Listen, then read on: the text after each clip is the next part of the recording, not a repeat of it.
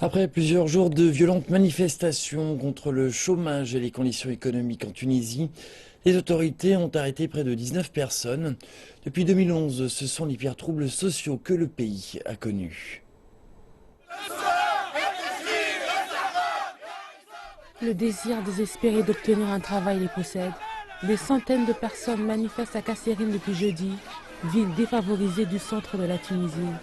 Un jeune homme s'est tué quand il s'est vu refuser un emploi dans le secteur public. La protestation s'est propagée comme une traînée de poudre.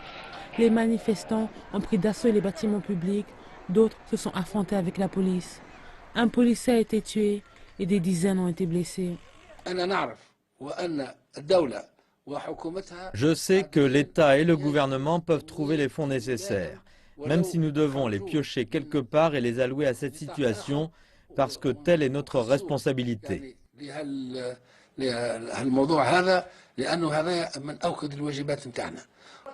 L'opposition pense que plus devra être fait pour résoudre le problème.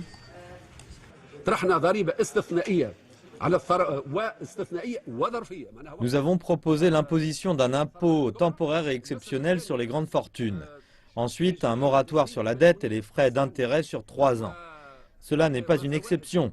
Dans des conditions extraordinaires, un pays peut améliorer les conditions de son peuple.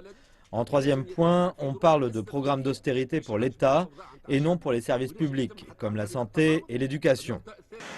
La Tunisie était considérée par les pays de la région comme symbole du progrès démocratique. Mais depuis les troubles civils qui ont touché le pays en 2011, le mécontentement vis-à-vis du manque de travail et d'un coût élevé de la vie est croissant.